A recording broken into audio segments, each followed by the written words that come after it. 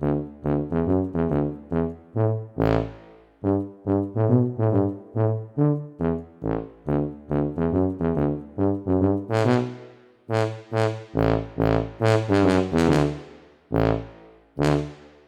le bonjour.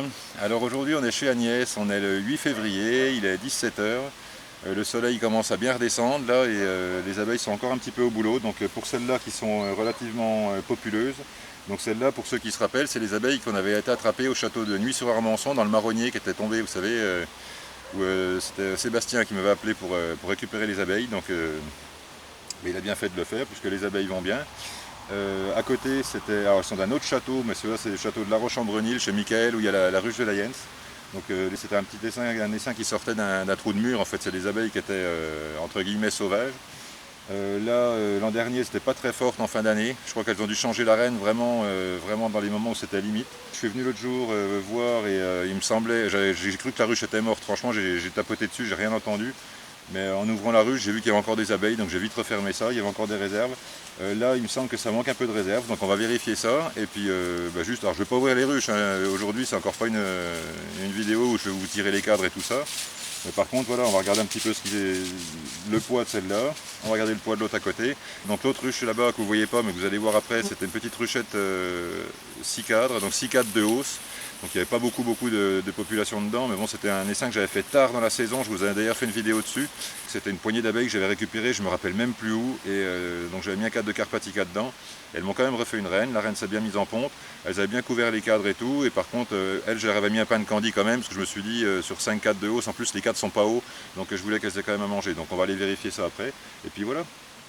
Sinon, pour l'instant, tout va bien. Alors pour revenir à la vidéo de la dernière fois, il y a des gens qui m'ont fait des réflexions un peu désobligeantes. Alors les gars, je suis désolé si j'ai pas eu plus de pertes que ça a l'air de vous embêter. Pour l'instant, j'ai pas plus de pertes que ça, donc sur 35 ruches, j'ai 2 ruches mortes, mais l'hiver n'est pas terminé. J'aurai malheureusement certainement encore de la perte dans les ruches qui restent. Et pour rappel, à l'automne, c'était saturé de miel de partout. Les reines n'ont pas pu pondre comme elles ont voulu. Il n'y avait pas assez de place dans les trucs. J'ai fait tout ce que je pouvais. C'est pour répondre à la personne qui m'a dit c'est inadmissible de laisser crever des abeilles comme ça. J'ai passé tous les cadres bâtis que j'avais, que j'ai remplacés. Donc j'ai remplacé des cadres pleins de miel par des cadres bâtis. À chaque fois, elles me leur saturaient de miel. Au mois d'octobre, j'aurais même mis les cadres à bâtir. Elles les ont bâtis et elles les ont remplis de miel. Elles ont été traitées contre le varroa, malgré ce que m'ont dit certains aussi, c'est pareil. Genre continue avec ton fil de cuivre et ton sol forestier, mais les gars, il faut vraiment vous détendre, quoi. Le fil de cuivre, j'ai fait l'essai pendant 1 an, j'ai dit que c'était un essai. À la fin de l'essai, je lui ai dit ça marche absolument pas, il me semble que c'était clair et net, quoi. C'est quoi que vous comprenez pas? Enfin, il y a un moment, je sais pas, il y a des gens, je sais pas, enfin, je dis des choses dans mes vidéos, j'essaye d'être le plus clair possible, et surtout depuis que vous êtes de plus en plus de monde à regarder mes vidéos, donc j'essaye de dire le moins possible de choses qui peuvent être mal interprétées.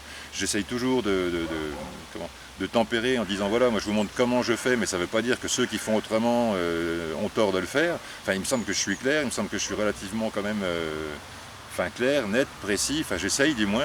La plupart des gens, c'est d'ailleurs une qualité qui me reconnaissent, quoi. Il y en a certains, je ne comprends pas ce qui se passe dans votre tête, les gars, quoi. Donc ça a l'air de vous déranger que j'ai pas eu de perte dans mes ruches, mais je comprends pas, normalement, moi quelqu'un qui me dit j'ai pas de perte dans mes ruches, je suis content pour lui, quoi. Vous non, vous ça vous dérange. Il y en a un qui m'a dit ouais c'est pas vrai, t'as pas de ruche, t'as 70% de perte. Mais oh gars, quand est-ce que tu calcules ça toi? Et tu vois ça à quoi? J'ai eu des commentaires quand même qui étaient vraiment pas cool là, et franchement je réponds quand même à chaque fois les commentaires comme ça, je réponds gentiment, mais des fois si vous saviez ce que j'ai envie de vous dire les gars, mais bon, j'essaye de rester poli, alors je le dirai pas, quoi. Mais bon, j'en pense pas moins. Allez, sur ce, on va regarder les abeilles.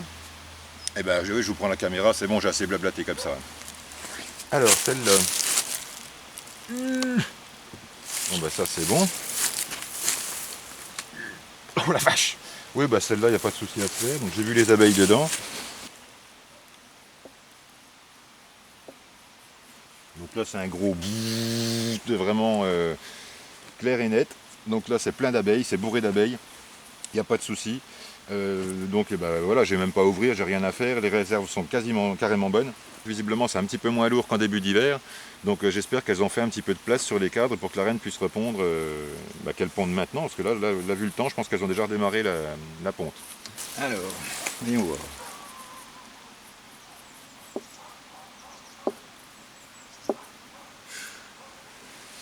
Alors là c'est un petit bzut, c'est pas énorme.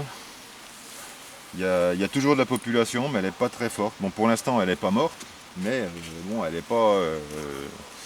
j'espère que le printemps va démarrer et puis qu'elle va repartir vite, parce que là elle est limite, quoi. Au niveau des réserves, ouais, c'est un peu moins chargé que l'autre quand même. Ouais. Je vais regarder dedans. Donc, bah, comme je vous l'ai dit la dernière fois, les épaisseurs de moquette, ça c'est pour isoler. Voilà, voilà. Donc ça, je peux enlever tout ça. Donc on va regarder par le trou là s'il y a des abeilles. Alors, aïe. Oula, oulala. Oui, alors il y a des abeilles. Il y a des abeilles, elles sont pas contentes. Donc bon, ok les filles. Je vais leur mettre du candy.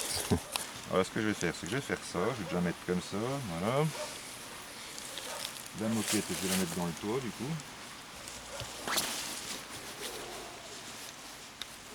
Alors le candy c'est de l'ambrosia, ça vient de l'hacienda de l'apiculteur, ça coûte pas très cher et les abeilles préfèrent ça. Alors avec ce que j'ai testé, pareil, c'est peut-être pas général, c'est peut-être pas chez tout le monde, à chaque fois je vais faire la précision. Quand je mets des candies genre Rapifonda ou je sais plus quelle autre marque encore, les abeilles ont un peu de mal à le manger. L'ambrosia, ils le mangent beaucoup plus facilement. Et pourtant, alors que les autres sont composés principalement de fructose et de glucose, celui-là, il y a les trois. En fait, il y a glucose, fructose et saccharose. Et franchement, les abeilles le mangent bien, elles l'aiment bien, il reste souple. Et en plus, il n'est pas cher, quoi. Je ne sais plus combien exactement. Bah, je vous mettrai le prix, je vous le mettrai dans la... Je vous ferai une petite note là dans la vidéo avec le prix dessus. Et je pourrais même vous donner le lien en fait, pour aller en acheter si ça vous intéresse. Et d'ailleurs, il faudra que je vous fasse, je vous avais promis ça, il faudra que je vous fasse la petite rubrique bon plan, vous savez, pour acheter des vareuses, pour acheter du candy, pour acheter tout ça. Moi, comme je suis pas riche du tout, alors vraiment pas du tout, j'essaye toujours d'aller au moins cher. Donc tantôt je commande sur l'hacienda d'apiculteur, tantôt je commande sur AliExpress pour certaines choses aussi. Et il faut pas croire, les sites chinois sont pas si mauvais que ça. Et du coup voilà, et je commande aussi sur les sites français quand c'est pas plus cher qu'ailleurs en priorité, mais bon, quand il y a une différence qui va du simple au double, moi j'hésite pas, je commande en Espagne, je commande en Chine, je commande là où je peux. Et voilà, mon chapeau il vient de Chine et je l'ai payé 6,50 €, quoi. Bon alors là, on va enlever le bouchon. On va tout de suite mettre le candy. Voilà. Alors là j'ai vu sur le haut des cadres que les cadres étaient désoperculés jusqu'en haut.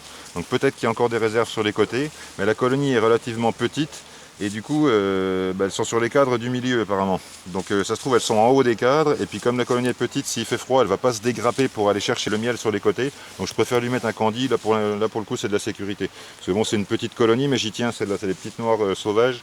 Enfin sauvages entre guillemets, mais bon ça fait des années, elles ont vécu pendant des années et des années dans les murs d'un château, donc elles n'ont pas vu d'apiculteur depuis un bout de temps.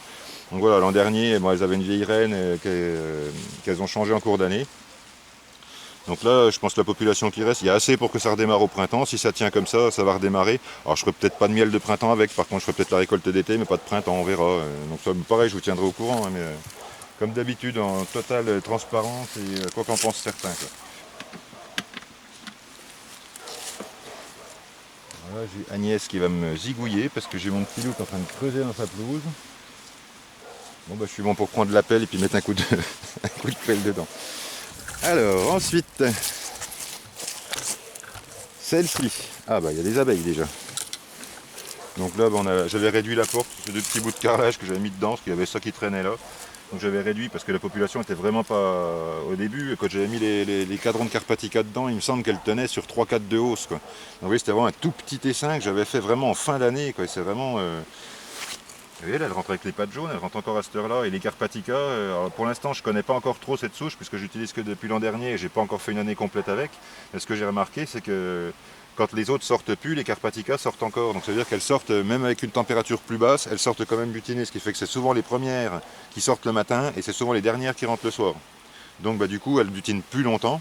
Donc bah, ça peut être que bon, à mon avis. Voilà, voilà. Alors. Ah. Bon, bah, vous voyez mon petit essaim qui payait pas de mine. Alors vous voyez peut-être pas bien à travers le candy, mais bon, on voit quand même qu'il y a des abeilles. Elles ont déjà bien entamé le paquet de candy. Il faudra que je fasse attention qu'ils ne s'écrasent pas. Alors ça, quand ils s'écrasent, des fois ce que je fais, c'est que je perce un trou puis je mets un bout de bois en travers pour éviter que ça se tasse. Bon, là pour l'instant ça a l'air d'aller, donc je vais laisser comme ça. Donc bah, celles-là vont bien. Visiblement il y a de la population. Si je soulève la ruchette, ah oui, il n'y a pas grand chose en réserve par contre. Donc niveau réserve c'est pas le top. Ah ouais, il n'y a même quasiment plus rien là. Ouh là là, j'ai bien fait de mettre du candy. Hein. Au niveau de la population ça a l'air d'aller. Bon bah écoutez, pareil, c'est pas la grande faux forme comme dit l'autre, mais bon en attendant elles sont quand même là et voilà, elles ont du candy, donc là je vais leur surveiller ça. Je vais leur laisser encore une petite semaine ce candy là et quand elles auront tout mangé, bah, je remettrai un quoi. Pour être vraiment sûr de les maintenir, parce que celles-là je les ai faites, après bah oui elles n'ont pas fait assez de réserve forcément, je les ai faites vraiment en fin d'année, la population était vraiment toute petite, donc la reine avait pondu, mais bon vous voyez c'était quand même, puis parce que surtout sur 5 cadres de hausse ça fait l'équivalent de 2 cadres et demi quoi. Donc même une petite population sur 2 cadres et demi, elle vient vite à bout des réserves. Et à la limite, c'est pas plus mal qu'il n'y ait plus de réserve dedans, comme ça la reine va avoir de la place pour pondre, pour peu je lui mette à manger un petit peu et qu'elles aillent chercher du pollen et tout. Donc la reine va reprendre sa ponte, elles vont courir les trucs et celle-là, je suis sûr que c'est une ruche qui va exploser d'ici pas longtemps celle-là.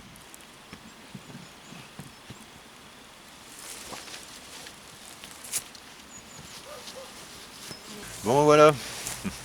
Eh ben écoutez, c'est plutôt positif encore tout ça, donc juste pour résumer un petit peu ça, donc sur les deux ruches là-bas, il y en a une qui est hyper forte, hyper pleine en réserve, elle a quand même fait un petit peu de place visiblement, je le sens au poids, donc même si elle est encore très très lourde, elle est plus lourde d'un côté que de l'autre, donc ça veut dire qu'il y a des cadres de libre de l'autre côté. Donc celle-là, je me fais pas de soucis, elle va repartir. La deuxième, celle qui est à côté, l'autre ruche de la Yens là-bas, est moins forte, beaucoup moins forte. Il reste vraiment, je pense qu'il doit rester à peu près ça d'abeilles dedans. Un petit essaim, on va dire, il doit rester un pamplemousse d'abeilles à peu près. C'est pas beaucoup, mais tant qu'il y a une reine dedans et qu'il y a assez de réserve et qu'elles ont la place pour pondre et tout ça, si le temps le permet, ça va redémarrer. Maintenant, je vous garantis pas, donc si elle meurt, je vous en parlerai tout pareil, je vous le dirai, on viendra voir, et puis si elle meurt, on ouvrira la ruche, on regardera pourquoi. Voilà. Et ça m'étonnerait que ça soit les varrois, puisque pour rappel, je vous dis ça parce qu'il y en a qui m'a dit que mes abeilles étaient mortes du varroa, elles étaient saturées de miel à l'automne, quoi. Et quand la ruche est saturée de miel, que vous avez 12 cadres qui sont saturés de miel, il faudrait que le gars m'explique comment il fait lui pour que ça aille, quoi. Puisque si la reine ne peut pas pondre sur les cadres, il n'y a pas d'abeilles d'hiver de fait. Et s'il n'y a pas d'abeilles d'hiver, ben, les abeilles passent pas l'hiver, c'est tout, quoi. Donc au printemps, oui, on se retrouve avec une poignée d'abeilles et avec une pincée d'abeilles comme ça sur les cadres, et encore des réserves et tout, et des abeilles qui sont mortes. Et ben oui, elles sont mortes de vieillesse, quoi. Il y a un moment, enfin, je sais pas quoi.